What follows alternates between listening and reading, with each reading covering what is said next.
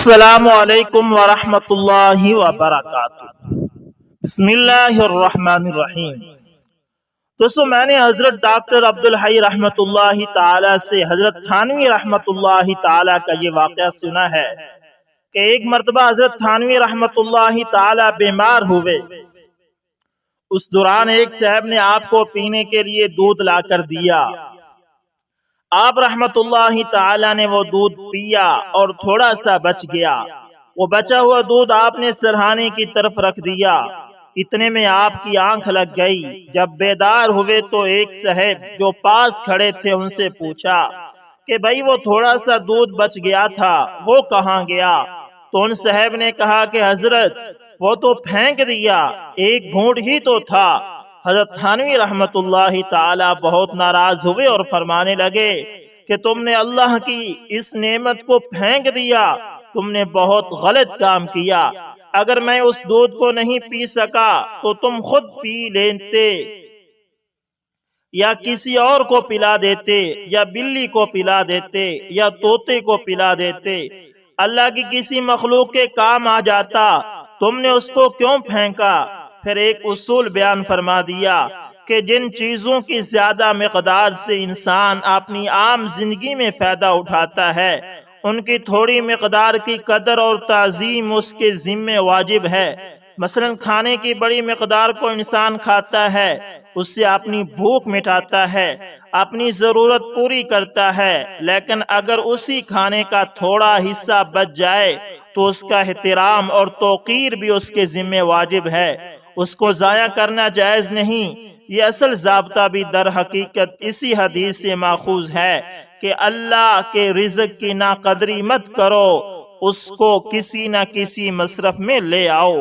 اللہ اکبر، اللہ اکبر۔ دوستو، آج دیکھیں کہ ہم رزق کی کتنی ناقدری کرتے ہیں اور کتنا رزق کو ہم ضائع کرتے ہیں۔ اللہ ہی ہے، اللہ سے ڈرنا چاہیے دوستو، اور کبھی بھی رزق کی ناقدری نہیں کرنی چاہیے۔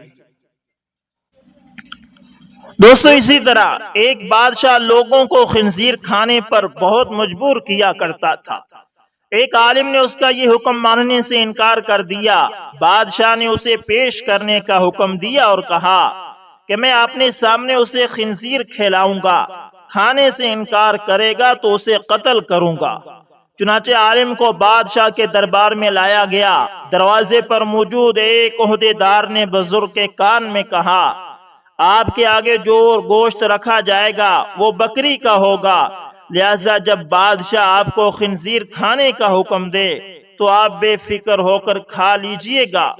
میں نے خفیہ طور پر سب انتظام کر لیا ہے، دیکھنے والے خیال کریں گے کہ آپ خنزیر کھا رہے ہیں، لیکن ہوگا وہ بکری کا گوشت، اس طرح آپ کی جان بچ جائے گی۔ بادشاہ نے آج اور بھی بے شمار لوگوں کو گوشت کی دعوت دی تھی۔ دراصل وہ ان سب پر واضح کرنا چاہتا تھا کہ دیکھو، آج میں نے اس عالم کو خنزیر کھلا دیا۔ سب لوگوں کے ساتھ اس عالم کے سامنے بھی گوشت رکھا گیا۔ سب لوگ عالم کی طرف دیکھنے لگے۔ وہ آپس میں کہہ رہے تھے کہ عالم صاحب نے کھا لیا تو ہم بھی کھا لیں گے، ورنہ ہم بھی نہیں کھائیں گے۔ عالم صاحب کے سامنے اس عہدیدار کی خفیہ ہدایات کے مطابق بکری کا گوشت رکھا جا چکا تھا، اور یہ بات عالم کو معلوم تھی۔ اس کے باوجود انہوں نے گوشت کی طرف ہاتھ نہیں بڑھایا اور بولے، نہیں، میں یہ گوشت نہیں کھاؤں گا۔ عہدیدار سامنے ہی موجود تھا، اس نے اشارہ کیا کہ گوشت کھا لیں، آپ کی جان بچ جائے گی، یہ بکری کا ہے، خنزیر کا نہیں۔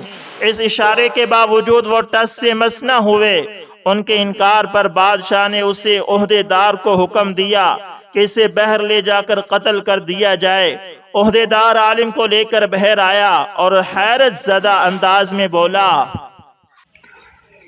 میں نے آپ کو بتا دیا تھا، دربار میں بھی آپ کو اشاروں میں کہتا رہا کہ آپ اس گوشت کو کھا لیں، یہ خنزیر کا نہیں، لیکن افسوس آپ نے میری بات پر اعتبار نہ کیا۔ کیا آپ نے یہ گمان کیا تھا کہ میں جھوٹ بول رہا ہوں؟ عالم نے اس کی بات کے جواب میں کہا، ایسی بات نہیں، میں جانتا تھا میرے سامنے جو گوشت تھا وہ بکری کا تھا، لیکن دربار میں جتنے لوگ بھی موجود تھے انہیں تو یہی معلوم تھا نا کہ وہ گوشت خنزیر کا ہے، اور جب میں وہ گوشت کھاتا تو سب یہی خیال کرتے نا کہ میں نے موت کے ڈر سے خنزیر کا گوشت کھانا قبول کر لیا ہے، اور سب لوگ میری پیروی کرتے اور خنزیر کا گوشت کھانے لگتے۔ عہدیدار دنگ رہ گیا، گویا اس عالم نے اپنا قتل تو گوارا کر لیا لیکن دوسروں کا وبال اپنے سر لینا منظور نہ کیا۔ عالم کی شان تو یہی ہوتی ہے۔ اللہ اکبر، اللہ اکبر، کیا کہنے، سلام ہو ایسے عالم کو۔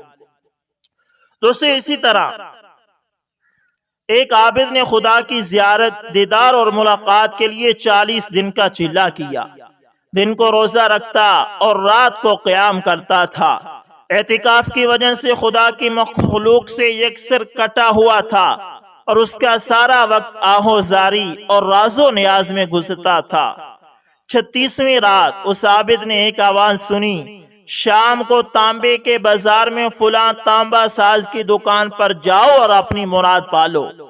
عابد وقت مقررہ سے پہلے پہنچ گیا اور مارکیٹ کی گلیوں میں تانبا ساز کی اس دکان کو ڈھونڈنے لگا۔ وہ کہتا ہے کہ میں نے ایک بوڑھی عورت کو دیکھا جو تانبے کی دیگچی پکڑے ہوئے تھی اور اسے ہر تانبا ساز کو دکھا رہی تھی۔ اسے وہ بیچنا چاہتی تھی۔ وہ جس تانبا ساز کو دیگچی دکھاتی وہ اسے تول کر کہتا 4 ریال ملیں گے۔ بڑھیا کہتی 6 ریال میں بیچوں گی۔ کوئی تانبا ساز اسے 4 ریال سے زیادہ دینے کو تیار نہ تھا۔ آخرکار وہ بڑھیا ایک تانبا ساز کے پاس پہنچی۔ تانبا ساز اپنے کام میں مصروف تھا۔ بڑھیا نے کہا میں یہ برتن بیچنے کے لیے لائی ہوں اور اسے 6 ریال میں بیچوں گی، کیا آپ 6 ریال دیں گے؟ تانبا ساز نے پوچھا صرف 6 ریال میں؟ کیوں؟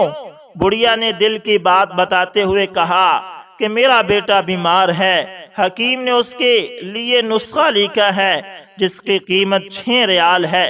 تانبا ساز نے دیگچی لے کر کہا ماں یہ دیگچی بہت عمدہ اور قیمتی ہے، اگر آپ بیچنا ہی چاہتی ہیں تو میں اسے 30 ریال میں خریدوں گا۔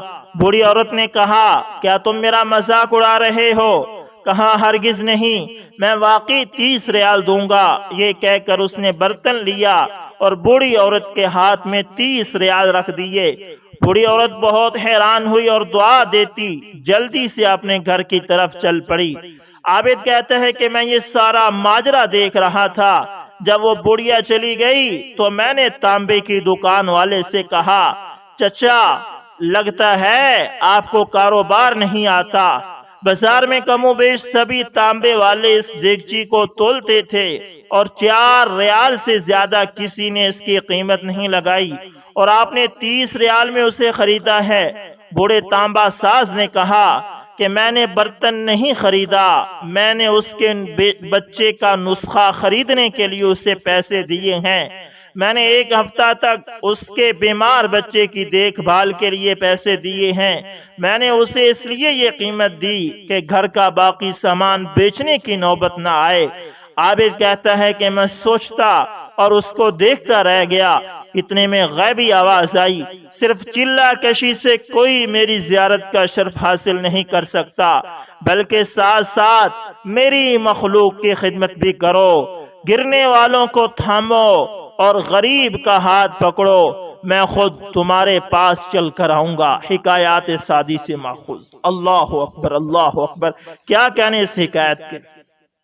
آج ہم عبادت کرتے ہیں، عبادت بھی کرنی چاہیے، نفلیں بھی پڑھنی چاہیے، تہجد بھی پڑھنی چاہیے، لیکن غریبوں کو نہیں دیکھتے، کسی کی مدد ہم نہیں کرتے۔ دوستوں مدد بھی کیا کریں لوگوں کی۔ دوستو اسی طرح اردن میں گزشتہ دنوں ایک عجیب واقعہ رونما ہوا، نہایت ہی عجیب۔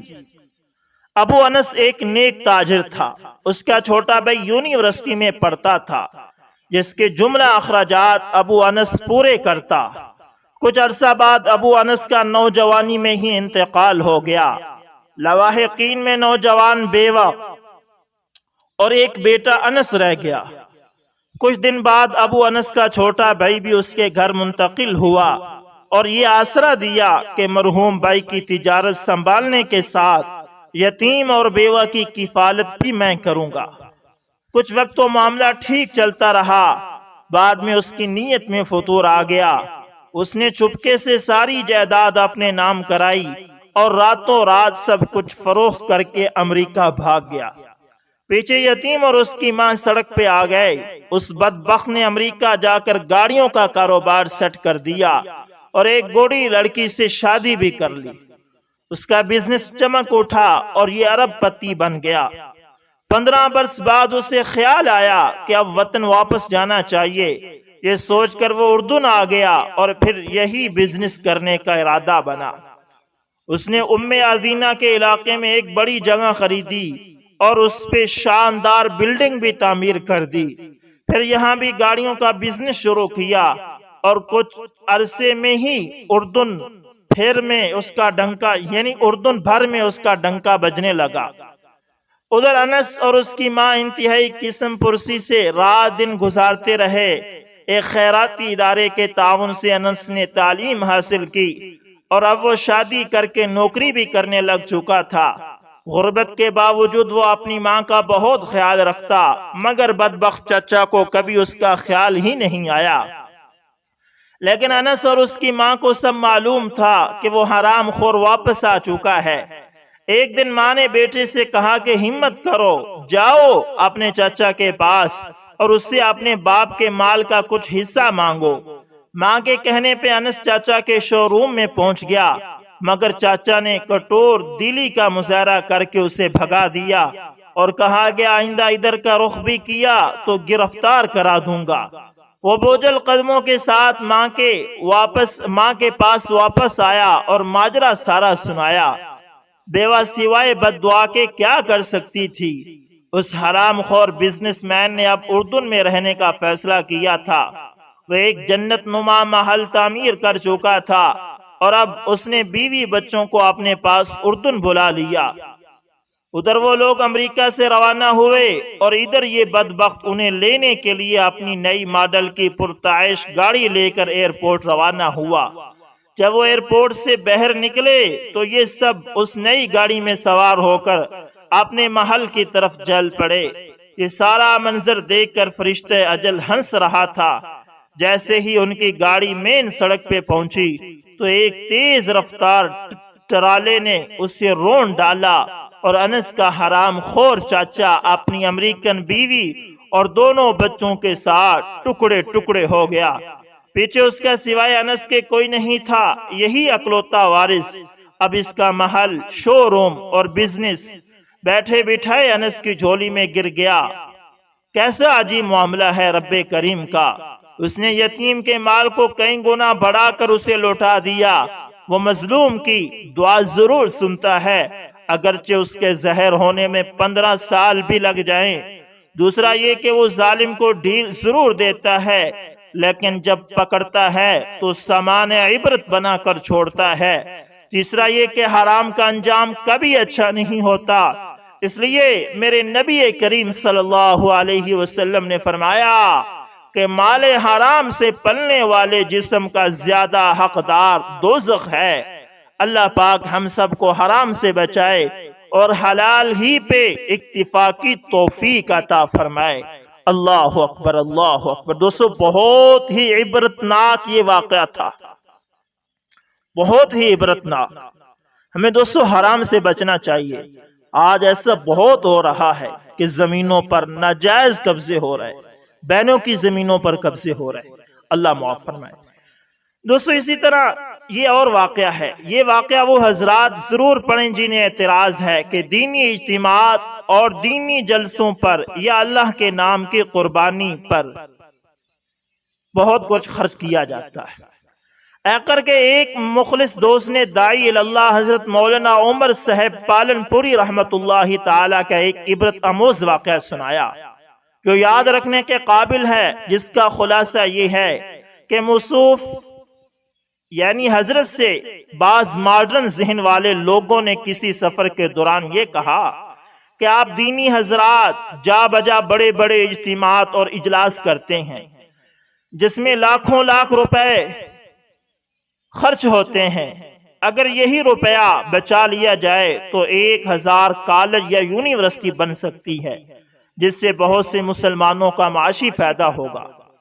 مولانا عمر پالن پوری رحمت اللہ تعالی ان کی باتوں کو سنتے رہے، اور جب وہ سب کہہ چکے تو ان سے مخاطب ہو کر پورے ایمانی جوش سے فرمایا کہ آج آپ لوگوں کو دین کی دعوت اور تبلیغ اور مدارس اسلامیہ میں کیے جانے والے خرچ پر اعتراض ہو رہا ہے، اور میں یہ کہتا ہوں کہ آج ملت کے افراد ایک بڑے مسلم آبادی والے شہر میں روزانہ ایک سنت رسول یعنی داڑھی کو منڈانے اور کتروانے پر جتنا پیسہ خرچ کرتے ہیں، اگر ہر دن کے روپیہ کو بچا لیا جائے تو اس پیسے سے ہر دن ایک سکول اور کالج قائم ہو سکتا ہے۔ تو آپ لوگوں کو سنت رسول کے مٹانے پر جو خرچ ہو رہا ہے اس پر تو کوئی اعتراض نہیں، اور دین کی اشاعت میں جو تھوڑا بہت روپیہ لگ رہا ہے جس سے ہدایت اصلاح اس کی کافی امید ہے، اس پر چیں بچی ہیں۔ کیا یہی آپ کے مسلمان ہونے کا تقاضا ہے؟ یہ سن کر وہ سب معترضین خاموش ہو کر بیٹھ گئے۔ احقر عرض کرتا ہے کہ مذکورہ اعتراض چند لوگوں تک محدود نہیں، بلکہ امت میں مستقل ایک ایسا طبقہ پیدا ہو چکا ہے جو اسراف اور تبذیر اور فضول خرچی پر تو ایک لفظ زبان سے نہیں نکالتا، لیکن جہاں دین کے نام پر خرچ کی بات آتی ہے تو اس کے چہرے پر سلوٹیں پڑ جاتی ہیں۔ بلا شبہ یہ بھی نفاق کی ایک خاص علامت ہے، مگر اللہ کا دستور ہے کہ منافق خواہ کتنا ہی بخل کریں اور لوگوں کو دین کے لیے خرچ سے روکنے کی کتنی ہی ذہن سازی کریں، مگر یہ دین کا کام نہ کسی سے رکا ہے اور نہ کسی سے رکے گا، اور اللہ تبارک و تعالی اپنے خزانہ غیب سے اس کی ضروریات کا تکفل فرماتے رہیں گے، اور تکفل فرماتے رہیں گے اور رہے ہیں، چاہے منافقین کو اچھا لگے یا برا لگے۔ جن مالداروں کا مال اللہ کے نزدیک مقبول ہوگا وہ اسے خیر کی جگہوں پر خرچ کی توفیق عطا فرمائیں گے، کیونکہ حدیث میں ہے کہ اللہ تعالیٰ صرف پاکیزہ مال ہی قبول فرماتے ہیں، اور جن کا مال اللہ کی نظر میں مقبول نہ ہوگا وہ دین کے مصارف سے دور رکھا جائے گا۔ ہم سب کو چاہیے کہ موقع با موقع مذکورہ بالا علامات نفاق کی روشنی میں اپنے ذہن و دماغ کا جائزہ لیتے رہیں، اور پوری کوشش کریں کہ ہمارے اندر کوئی منافقانہ خسرت پروار نہ چڑھ سکے۔ اللہ تعالیٰ پوری امت کو نفاق کے اثرات سے پوری طرح محفوظ رکھے، آمین یا رب العالمین۔ اللہ اکبر، اللہ اکبر۔ دوستو، اسی طرح بنی اسرائیل کا ایک یتیم بچہ ہر کام اپنی والدہ سے پوچھ کر ان کی مرضی کے مطابق کیا کرتا تھا۔ اس نے ایک خوبصورت گائے پالی اور ہر وقت اس کی دیکھ بھال میں مصروف رہتا تھا۔ ایک مرتبہ ایک فرشتہ انسانی شکل میں اس بچے کے سامنے آیا اور گائے خریدنے کا ارادہ ظاہر کیا۔ بچے نے قیمت پوچھی تو فرشتے نے بہت تھوڑی قیمت بتائی۔ جب بچے نے ماں کو اطلاع دی تو اس نے انکار کر دیا۔ فرشتہ ہر بار قیمت بڑھاتا رہا اور بچہ ہر بار اپنی اماں سے پوچھ کر جواب دیتا رہا۔ جب کئی مرتبہ ایسا ہوا تو بچے نے محسوس کیا کہ میری والدہ گائیں بیچنے پر راضی نہیں ہے، لہذا اس نے فرشتے کو صاف انکار کر دیا کہ گائیں کسی قیمت پر نہیں بیچی جا سکتی۔ فرشتے نے کہا کہ تم بڑے خوش بخت اور خوش نصیب ہو کہ ہر بات اپنی والدہ سے پوچھ کر کرتے ہو۔ ان قریب تمہارے پاس کچھ لوگ اس گائے کو خریدنے کے لیے آئیں گے تو تم اس گائے کی خوب بھاری قیمت لگانا۔ دوسری طرف بنی اسرائیل میں ایک آدمی کے قتل کا واقعہ پیش آیا اور انہیں جس گائے کی قربانی کا حکم ملا وہ اسی بچے کی گائے تھی۔ دوستو، یہ واقعہ سورہ بقرہ کے اندر پہلے پارے کے اندر موجود ہے۔ یہ واقعہ کہ بنی اسرائیل کے اندر ایک شخص کو قتل کر دیا گیا اور پھر انہیں حکم ملا کہ آپ فلاں گائے ہوگی، اس قسم کی گائے ہوگی، اسے ذبح کر کے اس کا ٹکڑا اس بندے کو مارو گے تو وہ بندہ بتا دے گا کہ مجھے کس نے قتل کیا۔ تو یہ وہی گائے ہیں۔ دوسری طرف بنی اسرائیل میں ایک آدمی کے قتل کا واقعہ پیش آیا اور انہیں جس گائے کی قربانی کا حکم ملا وہ اسی بچے کی گائے تھی۔ چنانچہ بنی اسرائیل کے لوگ جب اس بچے سے گائے خریدنے کے لیے آئے تو اس بچے نے کہا کہ اس گائے کی قیمت اس کے وزن کے برابر سونا ادا کرنے کے برابر ہے۔ بنی اسرائیل کے لوگوں نے اتنی بھاری قیمت ادا کر کے گائے خرید لی۔ تفسیر عزیزی اور تفسیر معلم العرفان فی دروس القرآن میں لکھا ہے کہ اس بچے کو یہ دولت والدین کے ادب اور ان کی اطاعت کی وجہ سے ملی۔ تفسیر طبری میں بھی اسی طرح کا واقعہ منقول ہے۔ اس سے معلوم ہوا کہ والدین کی خدمت اور ادب کا کچھ صلہ اس دنیا میں بھی اللہ تعالیٰ دے دیا کرتے ہیں۔ تو دوستو، ہر معاملے میں اپنے والدین سے مشورہ لازمی کیا کریں۔ والدین ہمیشہ آپ کی بھلائی کے لیے ہی مشورہ دیتے ہیں، چاہے آپ کو کڑوا لگے۔ دوستو، آج کی ویڈیو میں بہت ہی سبق آموز واقعات ہیں، یقیناً ان سے انسان کی زندگی بدل سکتی ہے۔ بہت سارے واقعات تھے جس کے اندر یتیم کا مال کھانا اس کے بارے میں بھی تھا، اور اللہ کی نعمتوں کی قدر کرنا اس کے بارے میں بھی تھا۔ الحمدللہ ہماری ویڈیوز بہت ہی سبق آموز ہوتی ہیں۔ اگر آپ کو اس ہماری ویڈیوز سے کچھ فائدہ ہو رہا ہے تو دوستو لازمی کومنٹ کریں، لازمی۔